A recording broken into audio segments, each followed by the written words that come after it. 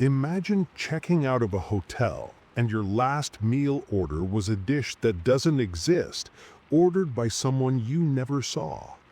That's the chilling reality of the Ravens Hollow Inn and its notorious unseen guest.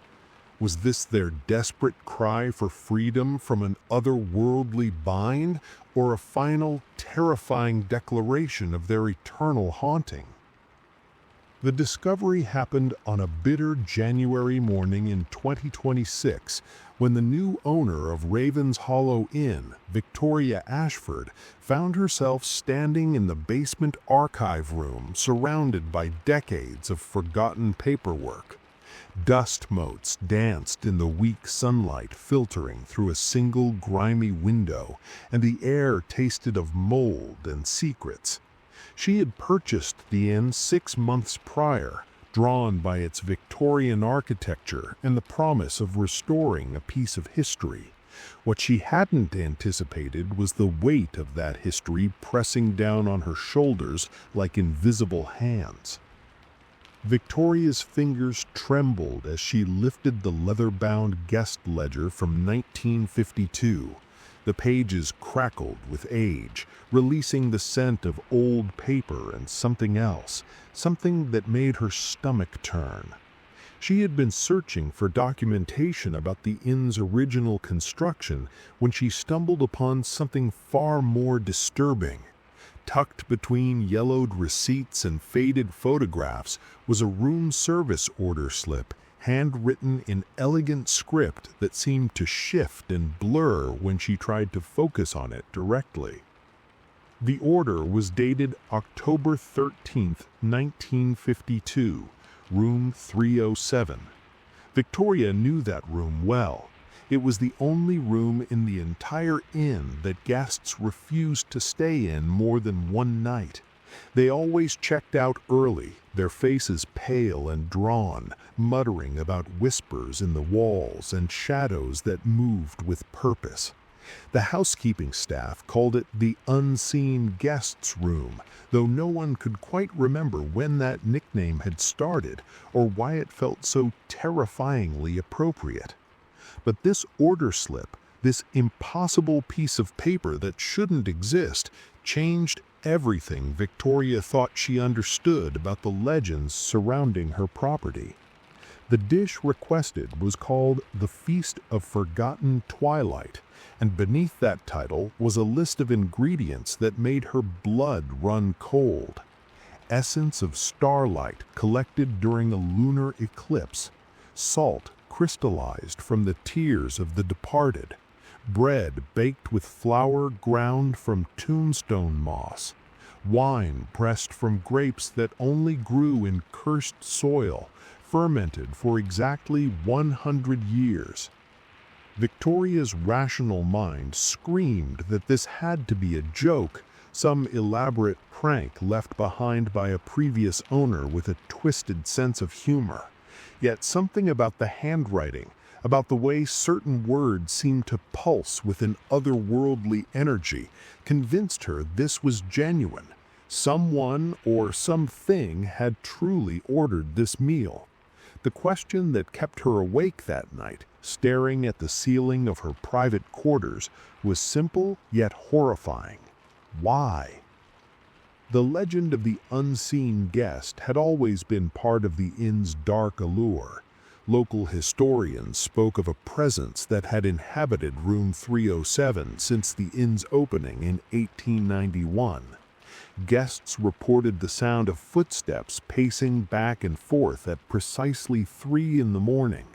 Housekeeping staff refused to enter the room alone, claiming that fresh linens would be disturbed within minutes of being changed, as if someone had just risen from the bed. Room service trays left outside the door would be found empty by morning, plates scraped clean, though no one ever saw the door open or heard any movement within. But Victoria had always dismissed these stories as the kind of ghost tales that accumulated around any old building. Every historic inn had its resident specter, its tragic tale of love lost or life cut short. She had assumed the unseen guest was nothing more than clever marketing from previous owners, a way to attract tourists seeking a manufactured thrill. This order slip shattered that comfortable assumption into 1,000 jagged pieces. She began researching immediately, spending her nights poring over old newspapers and town records.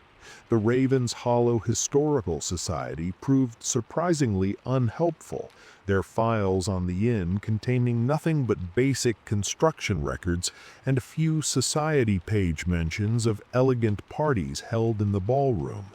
It was as if someone had deliberately scrubbed away anything truly meaningful about the building's past. Yet here and there, Victoria found breadcrumbs. A newspaper article from 1893 mentioned a disturbance of an unusual nature at the inn. A diary entry from a traveling salesman in 1907 described feeling watched in his room, which he noted was on the 3rd floor overlooking the courtyard, room 307. What truly unsettled Victoria was the realization that the order slip wasn't unique. As she dug deeper into the archives, she found others. Every decade, like clockwork, another impossible order appeared. Sometimes they were found tucked in the ledgers. Other times they materialized on the front desk overnight, despite the building being locked and alarmed. Each order was different, yet they all shared the same otherworldly quality, the same ingredients that shouldn't exist in any earthly kitchen. But this 1952 order was special. Victoria could feel it in her bones. Unlike the others, which had been filed away and forgotten, this one had been circled repeatedly in red ink, as if whoever found it had been trying to draw attention to something specific. Scribbled in the margin were words that made Victoria's skin prickle with goosebumps. Final order. Saw the kitchen light on at midnight. Door was locked from inside. This ends tonight. The implications crashed over her like a wave of ice water. Someone had witnessed something that night in 1952. Someone had seen or experienced something so profound, so terrifying, that they felt compelled to document it. And whatever happened, it involved this impossible meal, this feast of forgotten twilight. Was it truly the unseen guest's last order? Had they finally checked out of this world? Or had something far worse occurred? Victoria found herself standing outside room 307 as midnight approached, the order slip clutched in her hand. The hallway stretched before her, dimly lit by wall sconces that cast dancing shadows on the burgundy carpet. From behind the door came a sound that froze the breath in her lungs. The distinct scrape of silverware against porcelain, as if someone inside was enjoying a meal. But Victoria knew the room was empty. She had checked it herself just hours before. Her hand reached for the doorknob. The doorknob was ice cold beneath Victoria's palm, so cold it burned. She jerked her hand back, watching as frost crystals spread across the brass surface like skeletal fingers reaching outward. The sounds from within the room had ceased the moment she touched the door, replaced by a silence so profound it felt like pressure against her eardrums. Whatever was inside knew she was there.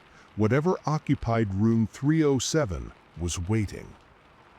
Victoria didn't open the door that night. Instead, she retreated to her office and began the painstaking work of understanding what the Feast of Forgotten Twilight truly meant. If she was going to confront whatever haunted her inn, she needed to understand the language it spoke. And that language, she was beginning to realize, was written in impossible ingredients and otherworldly symbolism. She started with the first item on the list, essence of starlight collected during a lunar eclipse.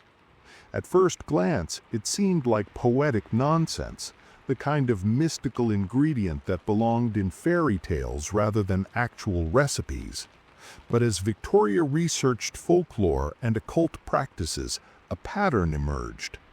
Lunar eclipses had long been considered moments when the veil between worlds grew thin, when magic was at its most potent.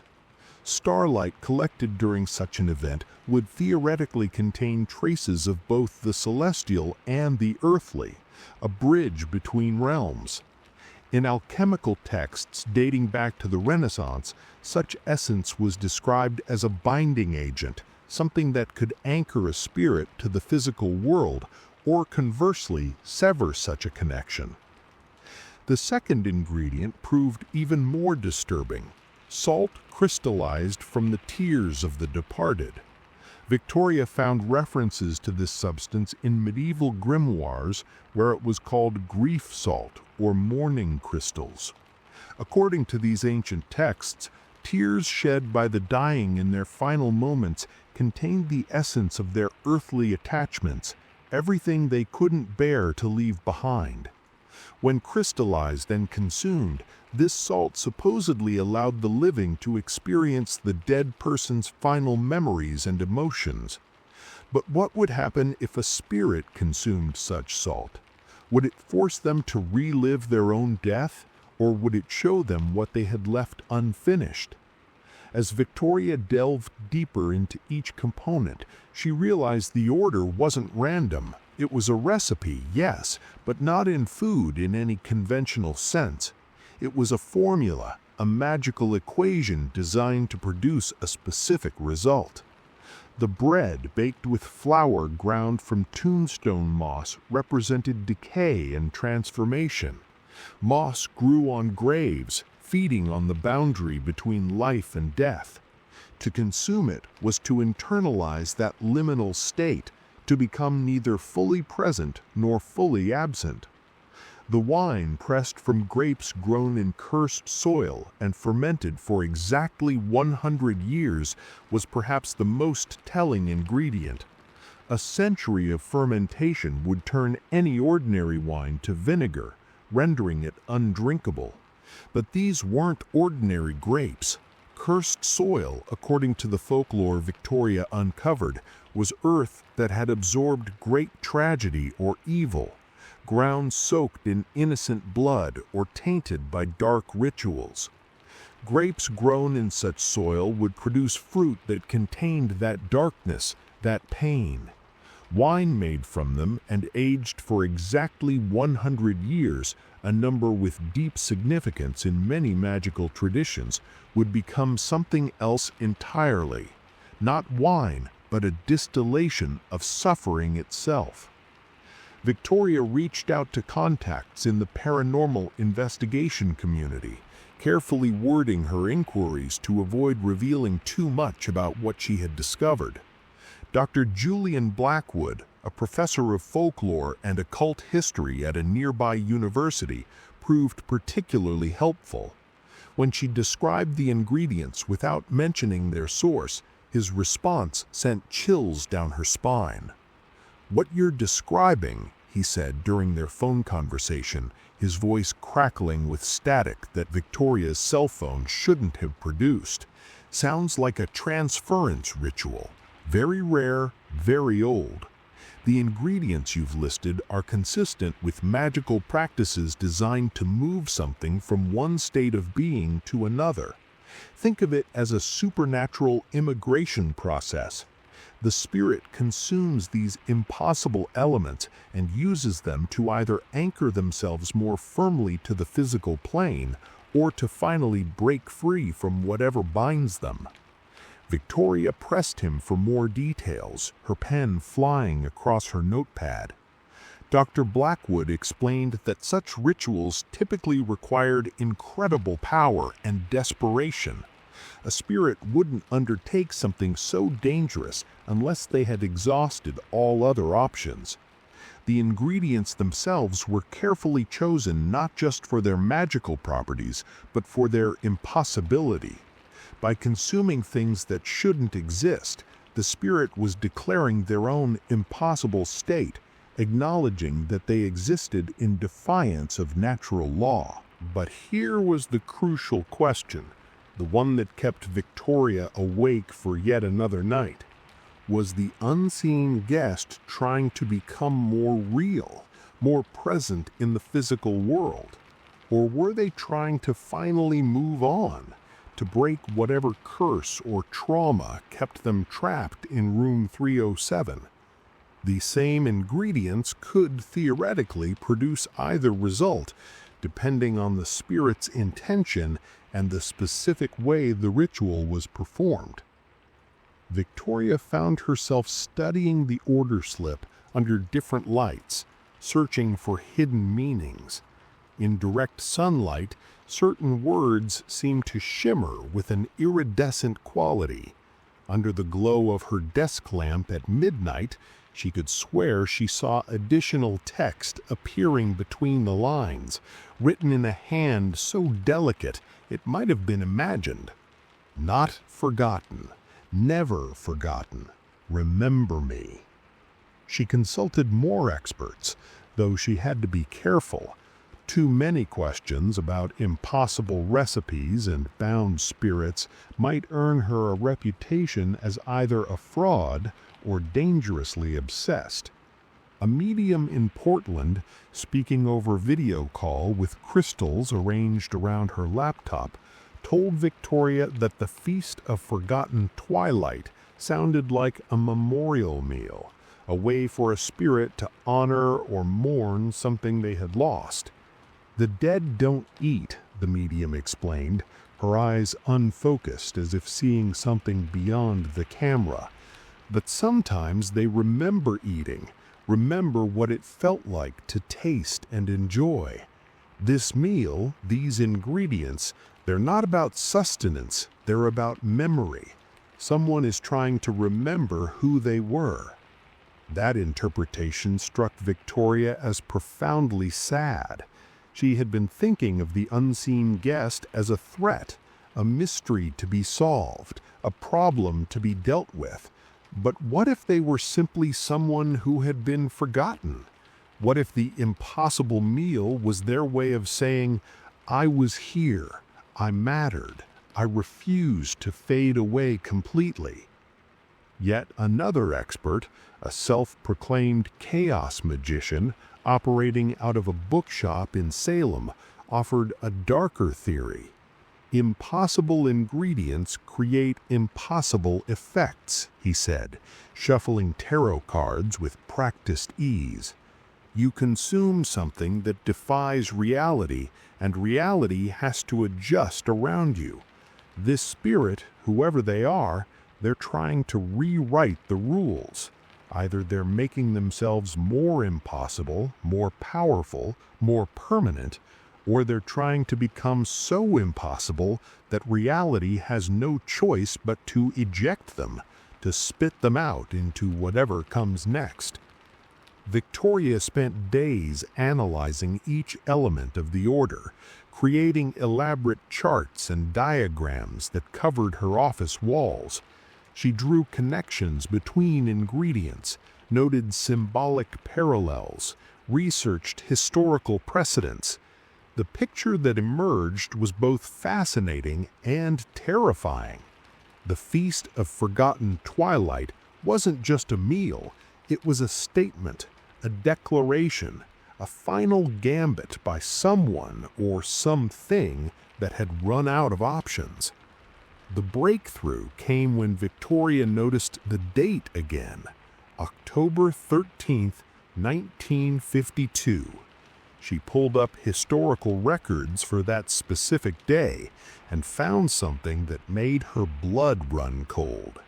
There had been a lunar eclipse visible from Ravens Hollow that night.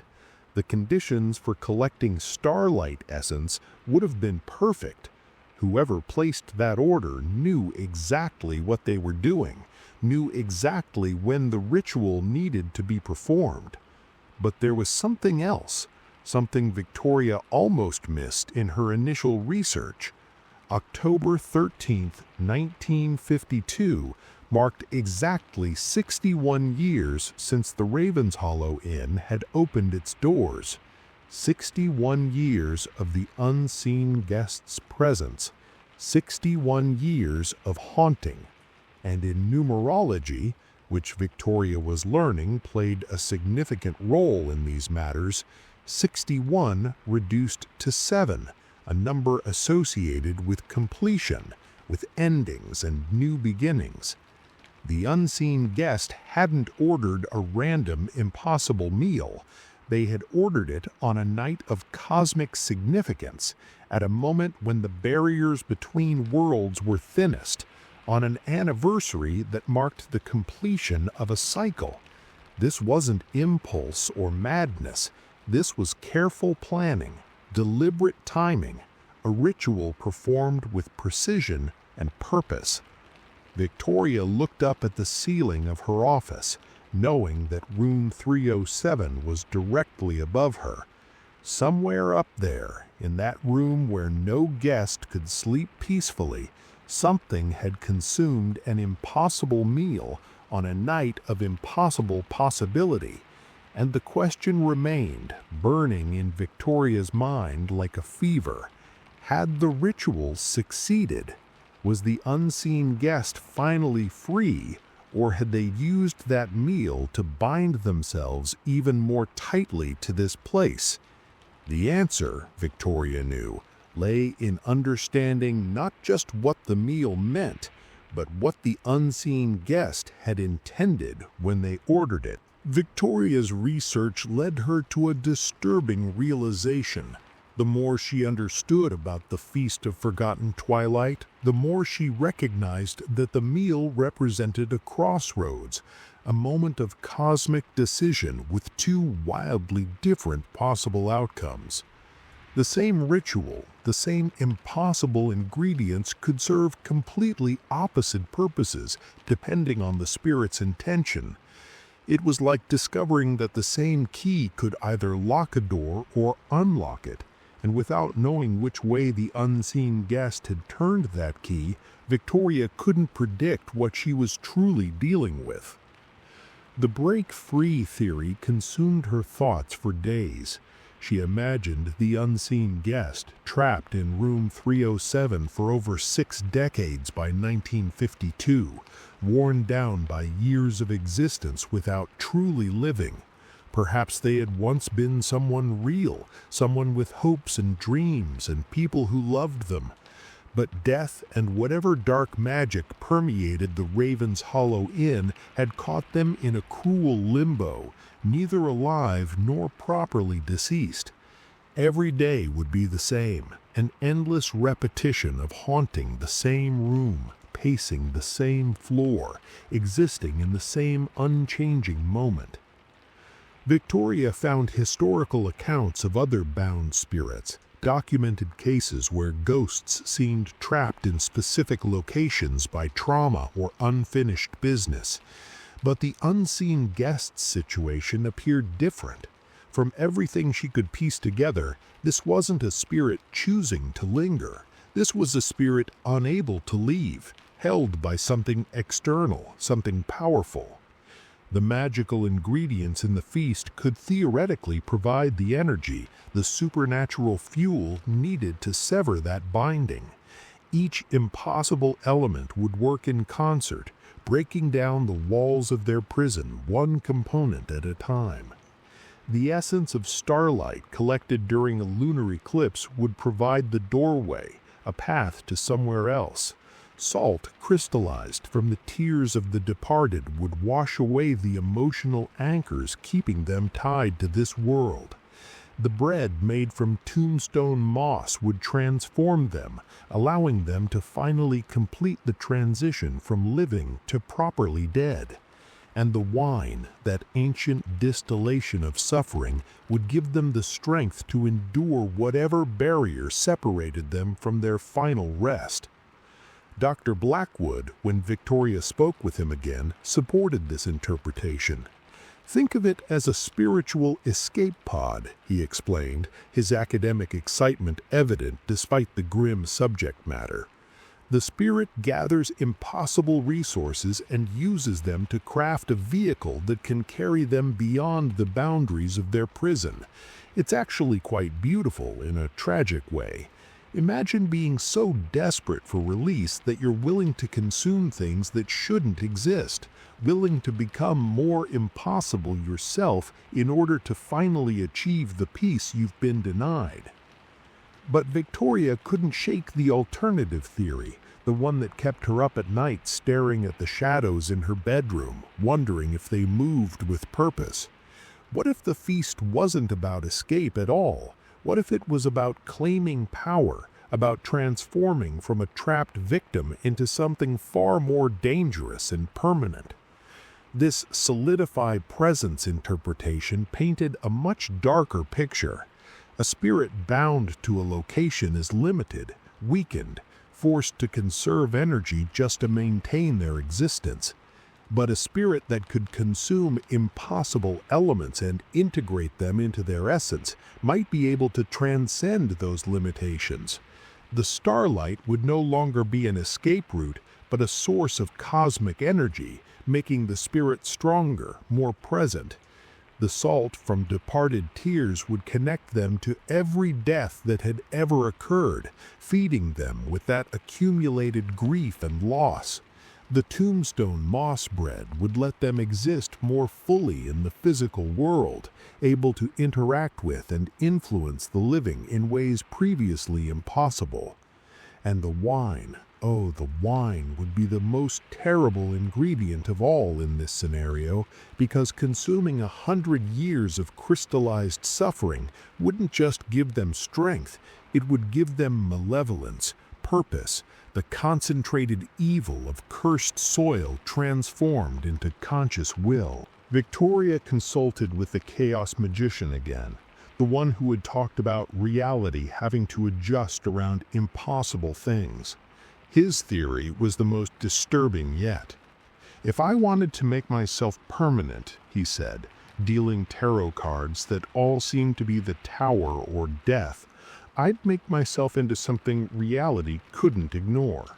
I'd consume things so impossible that the universe would have to acknowledge my existence as a fixed point. Think about it. This spirit has been haunting your inn for over a century. Clearly something wants them there. What if the feast was their way of accepting that role, of transforming from an unwilling prisoner into a willing guardian? Or jailer, or something worse? Historical parallels existed for both interpretations.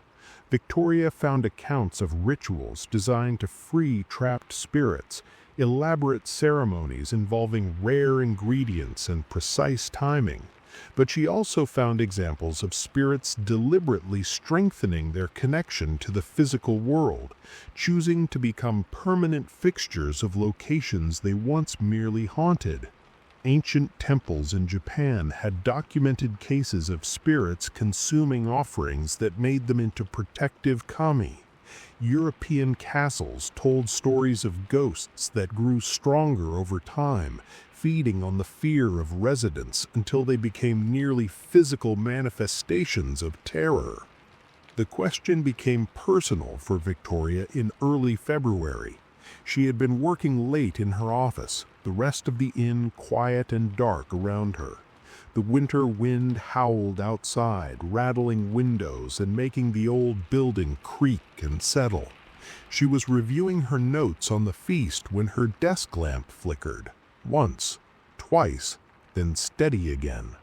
When she looked up, there was a single piece of paper on her desk that hadn't been there a moment before.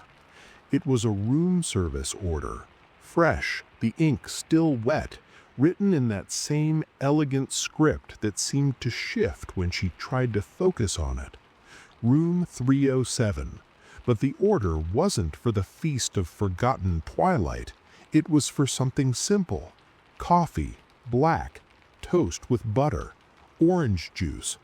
A normal breakfast, the kind a living person might order. Victoria's hands shook as she held the paper. This changed everything. If the unseen guest could still place orders, still interact with the inn in this way, then the 1952 feast hadn't freed them. They were still here, still bound to room 307. But this order, this impossible yet mundane request, suggested something profound.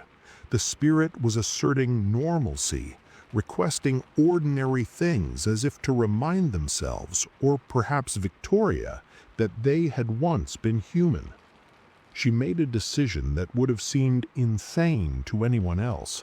Victoria went to the kitchen and prepared the breakfast.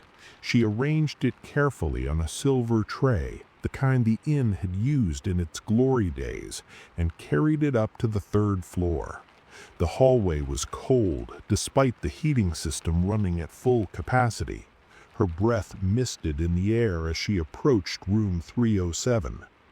The door stood slightly ajar. Victoria knew with absolute certainty that she had locked it after her last inspection. Through the gap, she could see candlelight flickering, though she had placed no candles in that room. She pushed the door open slowly, the hinges making no sound, and stepped inside. The room looked exactly as it always did. Queen bed with burgundy linens, heavy curtains drawn against the night, antique dresser and writing desk. But on the nightstand beside the bed, something caught her attention. The tray she had brought up days ago when she first found the 1952 order slip was still there. She had left it as an experiment, curious if anything would happen. The plates were scraped clean, just as the legends described, but now she noticed something she had missed before. Beside the empty plate was a note written on Ravens Hollow Inn stationery in that familiar shifting script. Victoria picked it up with trembling fingers and read the words that would haunt her for the rest of her life. The feast did not free me. It made me remember, and now I cannot forget. Come back when you're ready to understand. Come back when you're ready to learn what I chose that night. Third floor, room 307. Always. Victoria backed out of the room slowly, the breakfast tray forgotten, the simple order slip crumpled in her pocket. The unseen guest hadn't escaped, hadn't been freed by the feast of forgotten twilight, but they also hadn't used it to become something terrible and powerful. They had used it to remember. And somehow that middle path, that third option Victoria hadn't considered, felt more frightening than either freedom or solidification ever could. Because a spirit that could remember, that chose to remember despite the pain, was a spirit with purpose, and Victoria had no idea what that purpose might be. Victoria spent the following weeks obsessively researching the Ravens Hollow Inn's history, determined to understand what kind of dark magic could bind a spirit so completely that even a carefully crafted ritual couldn't break its hold. She enlisted the help of local historians, bribed town hall clerks to access restricted archives, and even hired a private investigator to track down descendants of the inn's original owners. What emerged from this investigation was a history far darker than any ghost story, a foundation of tragedy and deliberate malevolence that explained everything, and yet somehow made the mystery worse. The Ravens Hollow Inn had been built in 1891 by a man named Cornelius Thorne, a railroad magnate whose fortune was built on the backs of workers who died in suspicious tunnel collapses and bridge failures. But Cornelius wasn't just a ruthless businessman. Victoria discovered through a chance find in a university special collections library that he had been a devoted practitioner of what Victorian occultists called architectural magic, the practice of embedding mystical principles into the very structure of buildings. According to a journal kept by Thorne's personal secretary, a man named William Frost, the inn had been designed as something far more than a profitable business venture. Frost's entries, written in increasingly shaky handwriting as the years progressed, described midnight ceremonies performed during the inn's construction. Thorne had consulted with practitioners of dark arts, traveling as far as New Orleans and Salem to meet with individuals whose names appeared in witch trial records and voodoo grimoires. The inn's foundation had been laid on the site of a Native American burial ground, not by accident, but by design. Thorne believed that building on such spiritually charged earth would create a natural reservoir of supernatural energy, but it went deeper than that. The inn's architecture itself was a trap, a prison designed to catch and hold spirits.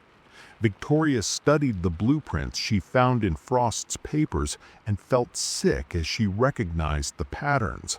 The hallways formed sigils, protective symbols from ceremonial magic that kept supernatural entities contained. Room 307 sat at a specific geometric center, a point where multiple architectural lines of power intersected. The room's dimensions matched proportions considered sacred in occult numerology.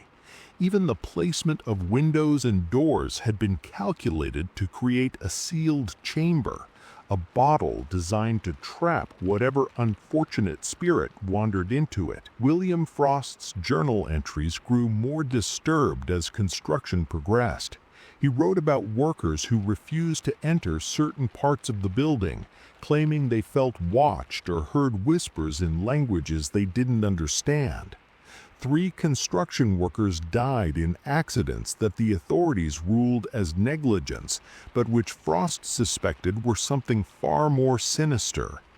"The building hungers," he wrote in an entry dated September 1891.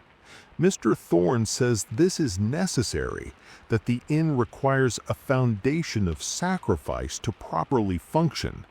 I no longer believe he intends this place to be merely profitable. He is building a cage, and I fear what he intends to catch. The final entries, written in 1893, described the inn's first years of operation with growing horror. Guests reported strange phenomena, staff members quit without explanation, and Cornelius Thorne himself had become increasingly obsessed with room 307, spending hours in that room alone, conducting rituals that Frost refused to describe in detail. "He says he has caught something," Frost wrote in his final entry, "something old and powerful. He keeps it locked in the 3rd-floor room, feeds it with rituals and suffering. But I believe it is not Mr. Thorne who controls this arrangement. The thing in room 307 agreed to be caught, and I do not know why." The journal ended there. William Frost disappeared shortly after writing those words, his body never found. Cornelius Thorne died 3 months later in his room at the inn, officially from a heart attack. But the coroner's report, which Victoria obtained through her private investigators' connections, noted unusual findings. Thorne's body was discovered in room 307, though he had been staying in the owner's suite on the 2nd floor. His face was frozen in an expression of absolute terror, and his hands were clutched around something that left burns on his palms, though no object was found at the scene. Victoria realized that the unseen guest might not be a victim of the inn's dark magic at all. They might have been Thorne's intended catch, the prize he sought when he built his supernatural prison.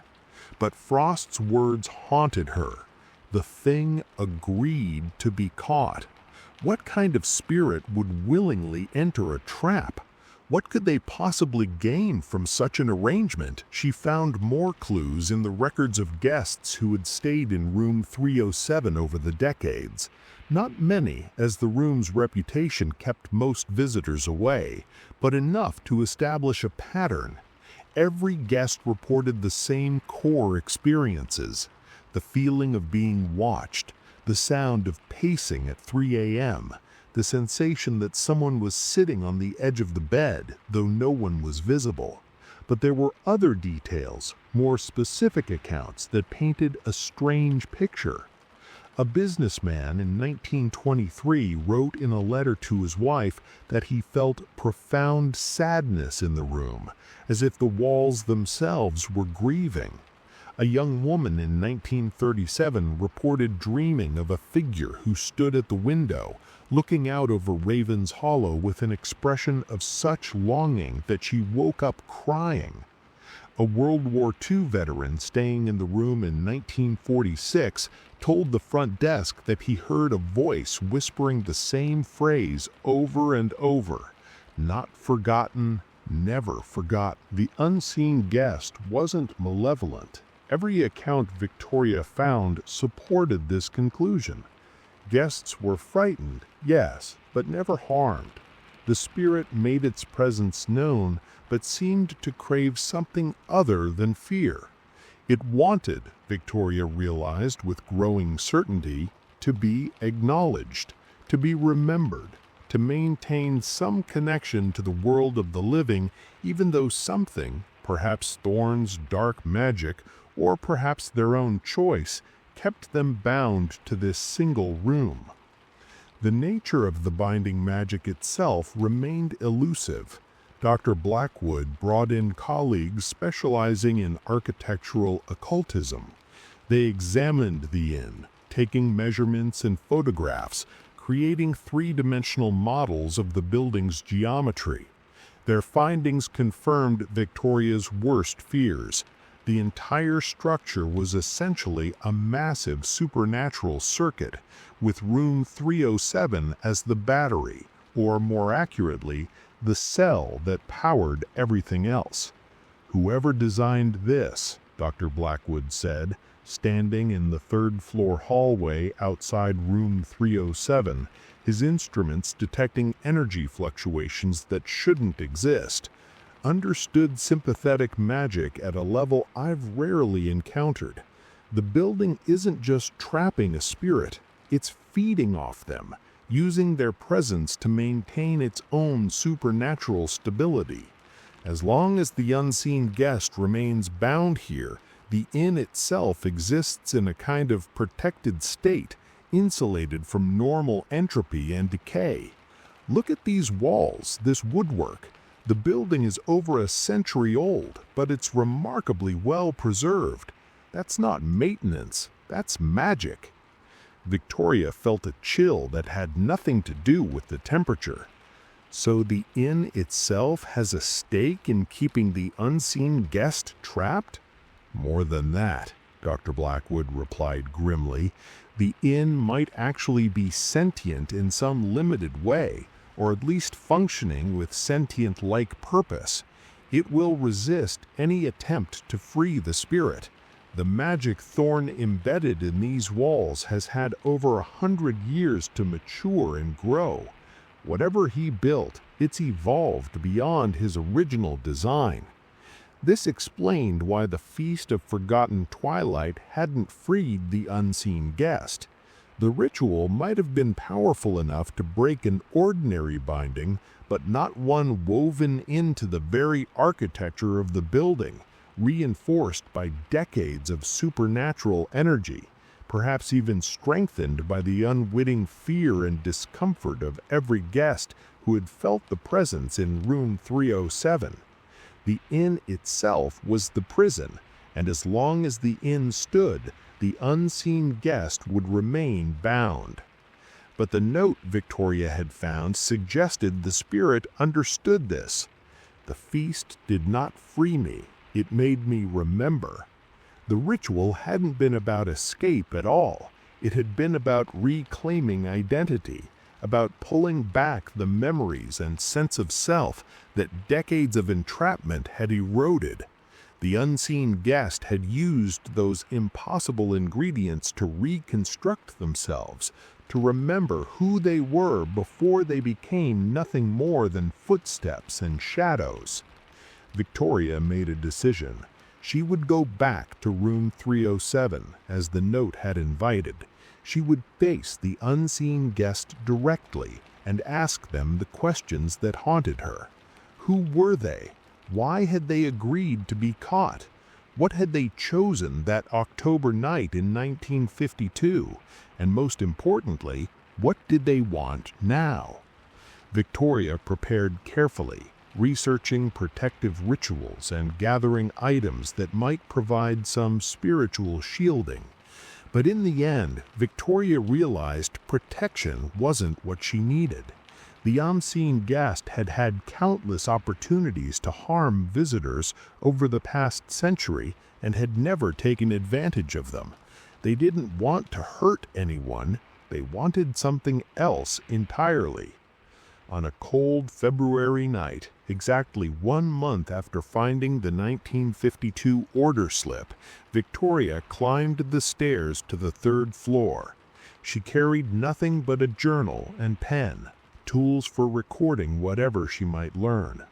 The hallway seemed longer than usual, stretching away from her like a tunnel that bent space itself.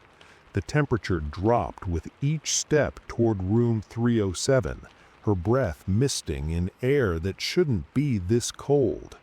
The door was closed but unlocked. Victoria turned the handle and stepped inside. The room was lit by dozens of candles, their flames burning with impossible steadiness despite the drafts that should have made them flicker. Sitting at the writing desk, barely visible as more of a presence than a form, was the unseen guest. They turned to face her, and Victoria saw eyes that held a century of sadness and something else, something that might have been hope. "You came," the voice whispered, seeming to come from everywhere and nowhere. "Are you ready to understand?" Victoria sat on the edge of the bed, her journal open, her pen ready. "Tell me," she said. "Tell me everything." The presence solidified slightly as Victoria spoke, becoming more distinct, though still not quite solid. She could make out features now, a face that might have been young or old, male or female, features that seemed to shift like smoke trying to remember what shape it used to hold. The unseen guest gestured to the chair across from them, and Victoria moved to sit, feeling the reality of the situation settle over her like a weight. "My name," the voice began, soft and precise, "is Lillian Ashwood. At least, that's the name I've remembered since October 1952. Before the feast, I couldn't recall even that basic fact. I was nothing but presence and yearning, a ghost in the truest sense, haunting without purpose or memory. Do you understand how terrible that is? To exist without context? To know you were once someone, but not who?" Victoria wrote furiously, capturing every word. "How did you become trapped here? Was it Cornelius Thorne?" Lillian, or the presence that called itself Lillian, made a sound that might have been bitter laughter. "Thorne caught me, yes, but I allowed it. You must understand the context, the time. It was 1891, and I was dying. Tuberculosis, the White Plague as they called it. I was 23 years old, alone in a sanatorium, coughing up blood and knowing with certainty that I would not see my next birthday. I had no family, no prospects, no one who would remember me once I was gone. The thought of simply ceasing to exist, of vanishing without leaving any mark on the world, terrified me more than death itself." The candles flickered despite the still air, and Victoria felt the temperature drop another few degrees. Lillian continued, her voice carrying the weight of more than a century of regret. Thorne visited the sanatorium. He said he was researching, looking for someone with specific qualities, someone young enough to have strong spiritual energy, but close enough to death that the transition wouldn't be traumatic, someone with no ties to the living world, no one who would come searching, someone desperate enough to accept an unconventional offer. I was all of those things. Victoria looked up from her notes. What did he offer you? Immortality of a sort. He explained his plan, his architectural magic, his belief that a spirit willingly bound to a location could achieve a kind of eternal existence. Not life, not exactly, but not oblivion either. He promised I would be remembered, that I would remain part of the world even after my body failed. And I, foolish and frightened, and so desperately afraid of being forgotten, agreed. I drank the poison he gave me, and I died in what would become Room 307, my spirit already entangled in the web of magic he had woven into the building's structure. The revelation crashed over Victoria like a wave. The unseen guest, Lillian, had chosen this fate. She had agreed to become the battery that powered the inn's dark magic, had accepted an existence of endless haunting in exchange for the promise that she wouldn't simply cease to exist. It was tragic and terrible and strangely understandable all at once. But something went wrong, Lillian continued, and her form seemed to strengthen slightly, as if discussing the memory gave her energy. Thorne promised I would remain myself, that I would retain my memories and identity. Instead, the binding magic was too strong, or perhaps my spirit was too weak. I began to forget. Day by day, year by year, pieces of who I had been slipped away. By the time a decade had passed, I couldn't remember my name. Another decade, and I couldn't remember being human at all. I became nothing but presence and routine, pacing this room at 3 a.m. because some remnant of my spirit remembered doing that, but not why. Watching from the window because something in me recalled longing for the outside world, but not what that world contained. Victoria felt tears on her cheeks. The feast, in 1952, that was 61 years after you died. You somehow managed to remember enough to perform a ritual? Not quite, Lillian said, and her form seemed to strengthen slightly, as if discussing the memory gave her energy. I didn't remember how to perform the ritual, but something in me, some core fragment that had survived the erosion of decades, knew that I needed to remember. On October 13, 1952, during the lunar eclipse, the barriers between worlds thinned enough that I could reach beyond my prison. I didn't consciously understand what I was doing, but I placed an order for a meal that couldn't exist, the feast of forgotten twilight. I consumed it, and it gave me back myself. Not everything, not all at once, but enough. Enough to know who I had been. Enough to understand what I had chosen and what it had cost me. If the feast gave you back your memory and identity, Victoria asked carefully, why didn't it free you? Those ingredients, according to every expert I consulted, should have been powerful enough to break almost any binding. Lillian's form turned toward the window, looking out over Raven's Hollow with that same expression of longing the 1937 guest had reported seeing. Because freedom wasn't possible. The magic Thorne built into this structure has grown far beyond his original design. The inn itself has become aware in some limited fashion, and it needs me here to maintain its existence. If I were to break free completely, the entire building would collapse, not just physically, but magically. Every supernatural event, every haunting, every strange occurrence that has happened here over the past century is connected to my presence.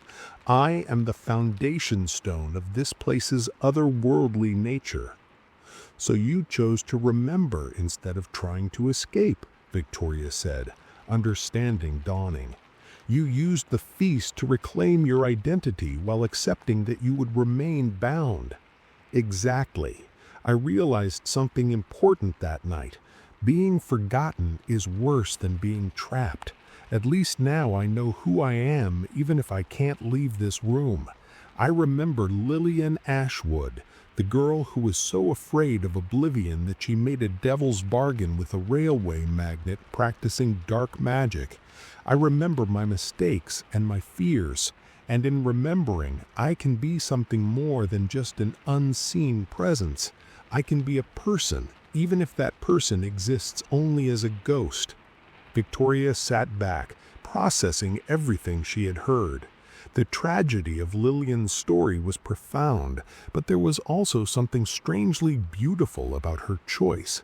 She had transformed her prison into something meaningful by reclaiming her sense of self. She had turned endless haunting into purposeful existence. "The order I left you," Lillian said, "the breakfast order, that was my way of reaching out. Since 1952, I've been able to place orders occasionally, small assertions of normalcy, coffee and toast, ordinary things that remind me I was once an ordinary person. I wanted you to know I was here, truly here, not just a collection of supernatural phenomena. And I wanted to invite you to understand, because you, Victoria, you're part of this now too." Victoria felt a chill that had nothing to do with the cold room. "What do you mean?" "The inn recognizes you as the latest in a long line of caretakers, and I believe you're different from the others. You didn't just want to exploit the haunting for profit or ignore it out of fear. You wanted to understand. You wanted to know who I was. That matters more than you realize." Lillian's form moved closer, and Victoria could almost make out the face of the young woman who had died over a century ago. "I have a request," the ghost continued. "The feast allowed me to remember myself, but memories fade. I need anchors, reminders of who I was. Will you help me? Will you research Lillian Ashwood, find out everything you can about the person I used to be, and bring that information here? Photos, if they exist, records of my life, anything that might help me hold on to myself for whatever eternity I have left." Victoria didn't hesitate. "Yes, of course I will. And in return," Lillian said, "I can help you understand this place. The inn has secrets beyond my own story. Thorn trapped me, but I wasn't his only experiment. There are other presences here, other spirits caught in Thorn's architectural web. Some are dangerous, some are simply sad. I can guide you, help you navigate the supernatural landscape of this building. Together, we might even find ways to help some of them." The candles flickered again, and Victoria felt the presence begin to fade. "Wait," she called out. "What if I find a way to free you? What if I can break the binding without destroying the inn?" Lillian's voice came from everywhere now, barely audible. "Then I might finally face the choice I avoided in 1891, to move on or to remain, to accept oblivion or cling to existence. I don't know what I would choose, Victoria. I honestly don't know. But perhaps that's a decision for another time, another impossible feast, another moment when the walls between worlds grow thin enough to slip through."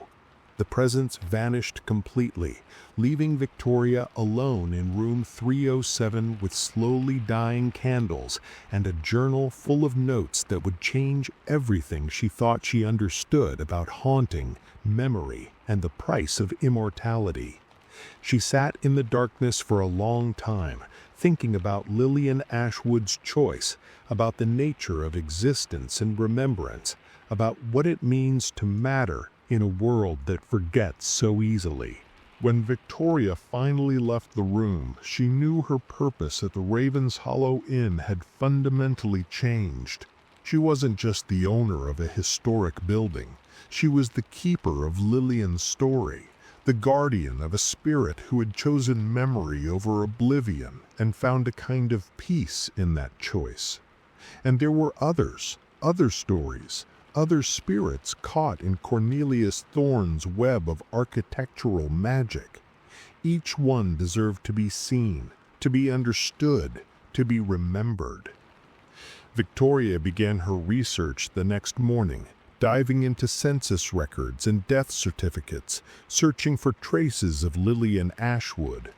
It would take months, perhaps years, to piece together the full story of who the unseen guest had been before she became a ghost. But Victoria had time, and Lillian had eternity. The Ravens Hollow Inn continued to stand, its dark magic sustained by the willing presence in room 307. Guests still occasionally stayed in that room, still reported the familiar phenomena. But now, when Victoria heard about pacing footsteps at 3 a.m. or the feeling of being watched, she didn't think of it as a haunting. She thought of it as Lillian Ashwood asserting her existence, reminding the world that she was still here, still fighting against the oblivion she had feared more than death itself. The Feast of Forgotten Twilight had been Lillian's salvation, not from the inn, but from the loss of self. She had consumed impossibility and used it to reclaim her identity.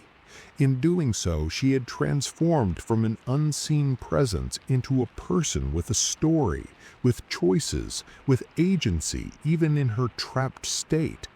That was her legacy, the thing that would endure long after the candles burned down and the last guest checked out of room 307. Some hauntings, Victoria realized, aren't about horror or fear. Some are about remembrance, about refusing to let the world forget that you existed, that you mattered, that you were here.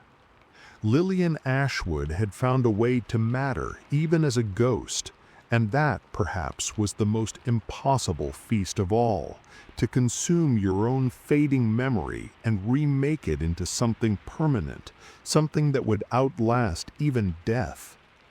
The inn stood on its foundation of sacrifice and dark magic, but within its walls was also something beautiful, a spirit who chose to remember, a keeper who chose to understand, and between them a strange kind of hope that even in the darkest magic, even in the most binding curse, there could be moments of grace, of connection, of meaning that transcended both life and death. Victoria placed a photograph she had found of a young woman from the 1890s on the desk in room 307. The woman's name, written on the back, was Lillian Ashwood. The picture showed a slight smile, eyes that held intelligence and a hint of sadness.